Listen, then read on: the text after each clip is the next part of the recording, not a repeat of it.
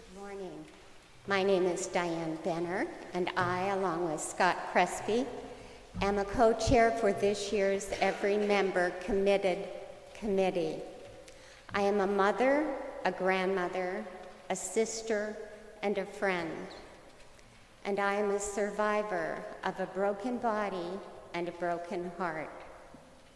I am a pilgrim on a spiritual journey. And I am a grateful and joyful child of a loving and forgiving God. And it is in that spirit that I come here today to tell you why I am so committed to this community of faith. It is here in this sanctuary that I cried tears of anguish during the darkest days of my life and received comfort. It is here that I have met friends who have become family. It is here that I have found a more joyful way of living. It is here that I am still learning how to let go and trust God more. It is here that I met Jesus again for the first time. And it is here that I have discovered who I belong to and where I am going when this earthly walk has finished. Yes, my church experience here at Asylum Hill over the last 19 years has not just been life-enhancing, but at the risk of sounding overly dramatic, I believe that it has been life-saving. So how do we give legs to our gratitude and also to ensure our church's sustainability? Well, I think that it's really through the act of giving through participation. That is one way. Teaching in Spirit Hill, signing up for mission trips, making quilts and casseroles, supporting the arts and the education programs, and the simple act of noticing a blue name tag and reaching out with a warm welcome on Sunday morning.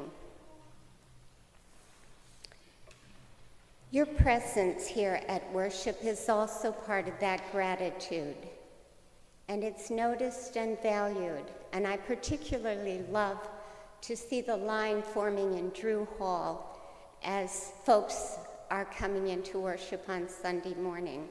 I think that's a testimony not just to gratitude, but also to our need to grow our faith. And finally, that gratitude is present when we joyfully share our financial gifts. I know that when I write out my check toward my pledge, it's like writing out a check to my mortgage. It's helping to secure a home that I am so very grateful for, and a home whose doors I love walking through. So I would ask that you prayerfully consider what is the right amount of your financial commitment, and also to bear in mind that it does take an entire village to keep a village running smoothly, and it takes each one of us giving back to God what God has so graciously and generously given to each of us. Thank you so much. Good morning. I'm Scott Crespi, and I am AHCC. I'm a husband to Becky, and I work hard to be the best husband I can, and I am joyful for the life journey we are sharing. I'm a father to two wonderful girls, Carolyn and Grace, and I struggle with the busy lives of two preteen girls, but I'm joyful that I can be there for them, to support and encourage them, and to be their biggest fan. I'm a father to David, an energetic 5-year-old, who I hope that I can be as good a father to him as my father was to me. And I'm joyful to be able to sit and play Legos with him for hours and enjoy each other's company. I am a son to David Crespi, who left this life too early when I was 18 years old, before I had a chance to realize that he did know things, that I didn't know everything, and before I got to say goodbye. But I try and be half as good a man as he was. And I'm a son to Linda Crespi, who also left this world too early at the age of 33. I struggle with losing my mom as a 5-year-old boy, but I'm joyful for the large, loving family that continues to support me. And I am a son to Ruth Crespi, who I've been proud to call my mom since I was 6. The love and comfort that she brought to a hurting family 35 years ago is amazing and a testament to God's love for us, and I'm joyful that she is Nana to my kids. And I'm a member of AHCC, and I'm always amazed by the wonderful things going on in this wonderful faith community. When Becky and I joined this church 13 years ago, we were a young family, pregnant with our first child, and looking for a place to call our church. We found it immediately, and everything we have done here has grown us in faith, in love, in friendship, and in community. Every opportunity to become engaged with this church has been amazing, and most of them started with an ask. Kathleen Graham asked me one Sunday to teach Spirit Hill, and working with the kids is so uplifting and such a joyful experience for me as I learn and relearn the stories of the Bible.